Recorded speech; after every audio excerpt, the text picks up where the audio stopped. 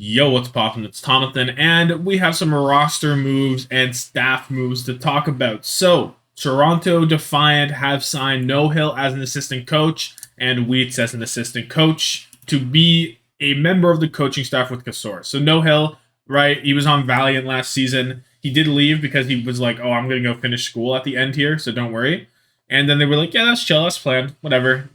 Our team wanted to lose anyway, because I think No Hill said in an interview recently that the management on Valiant wanted him to lose games because it would cost them less money or something. And it's like, that's just insane that you're actively trying to get your team to fail. Like,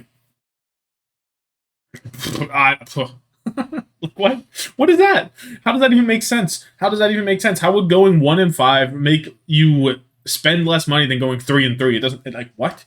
You don't have to play a tournament, sure, but like, are you paying your social media manager by the post? Like, what's going on there? Riddle me that. Like, what the fuck? So, yeah, whatever. And he was before that, of course, on Team CC, and he was very hyped up last season. He did have, no hill moments where it was no hill season, right? He comes out, nobody else does what he was doing. They were playing some weird May shit. They were doing some weird stuff with Zarya at times when you didn't want it, maybe. Saucing, a little too sauce and happy. But I just think this role as an assistant coach really is going to fit him extremely well because, in interviews, you get a lot of people saying the head coach's role isn't just about the game, right? It's about cohesion as a team, making sure everyone's on the same page, managing relationships, things like that. No Hill doesn't have to focus on that at all. He can just sit down, stay up for 15 years, run all the numbers, think of every single possible outcome in the game, and then just like extract it from his mind into the rest of Toronto. And that's all he has to do. He doesn't have to worry about anything else. And I think that's where he's really going to thrive. I think this is No Hill season. Before, that was a warm-up season for No Hill. That was whatever. He was cooking it. And there will be sometimes this season even where, he'll cook something and it's going to look fantastic. I mean, like, No Hill's a fucking genius. Let's go. Who would have thought to put Ultraviolet on Soldier? Like, stupid shit like that. Obviously, not that far, maybe. But, like, you know what I mean? Who would have thought that, we're going to play Diva Rush with May Sim? Like, that's No Hill type of shit. No Hill loves the May shit. That's him, right? And there's going to be other times where he's going to play and it's going to be like, why the fuck are we running Lucio Mercy?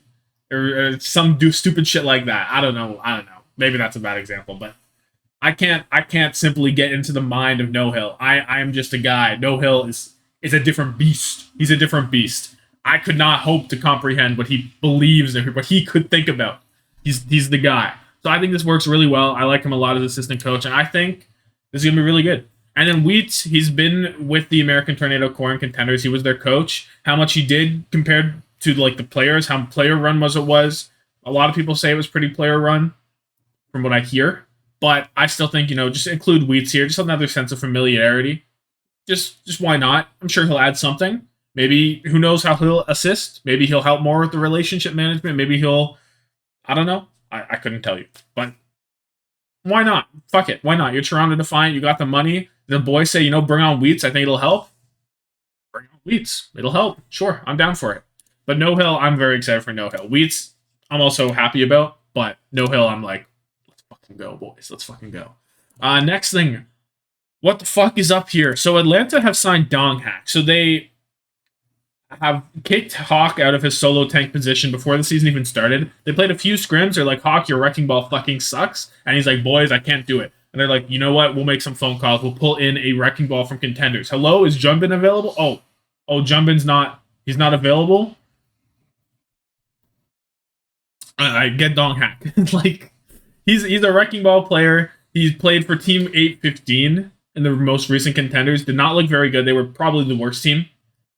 He tried to make the wrecking ball work in a non-wrecking ball meta. Very poor. I made quite a few. I memed on him quite a bit whenever I was streaming, watching it. I was like, no way, Donghack. What the fuck is up here? He was just. I wasn't inspired.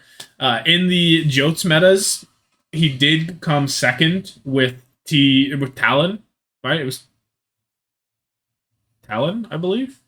Am I crazy? It's Talon or T1. I get them mixed up all the time. Hold up. It's fucking O. It's a 0. Yeah, it was Talon. Okay, I'm not crazy. It was Talon. He was also a runaway. Scuffed. Okay. But yeah, Runaway in previous years, he was on the Winston, things like that. He was really young at the time. Right now, even, he's only 17. This is only possible because the age restriction got opened up. Is that he's here. But I don't know. He's just known for the wrecking ball. That's what it is.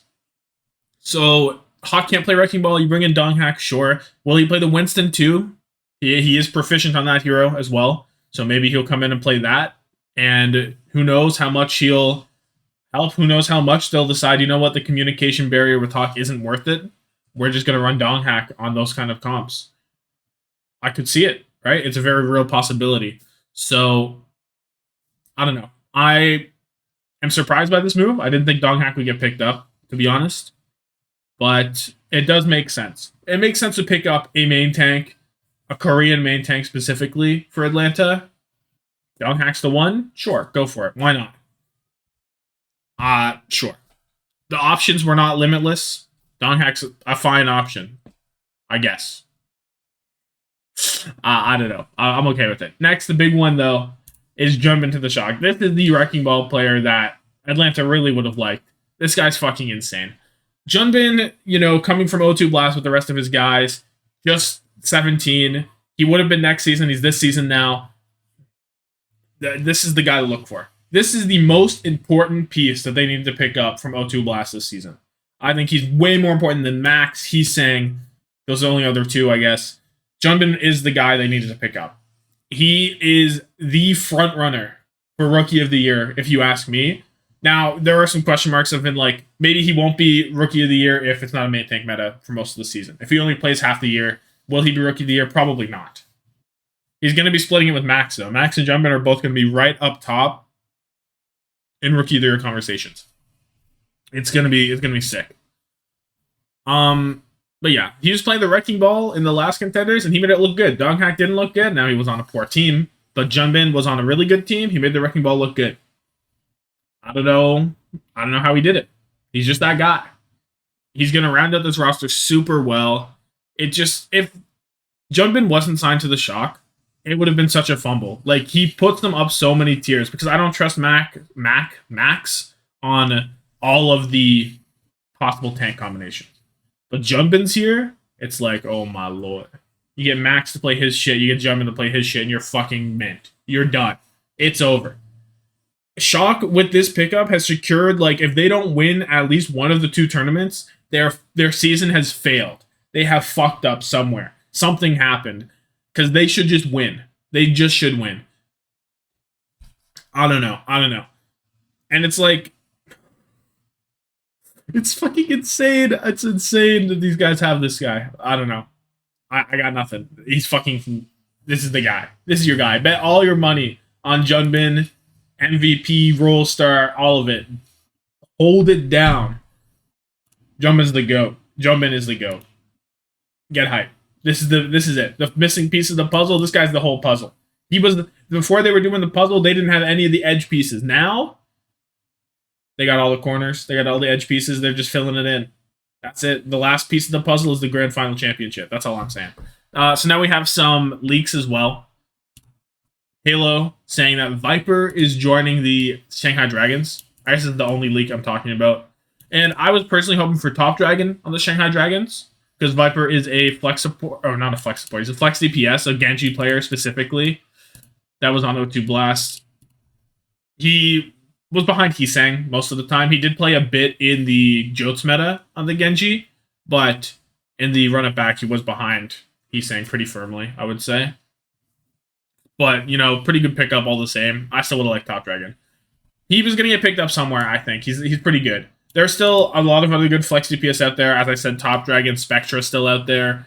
I guess those are the big two left.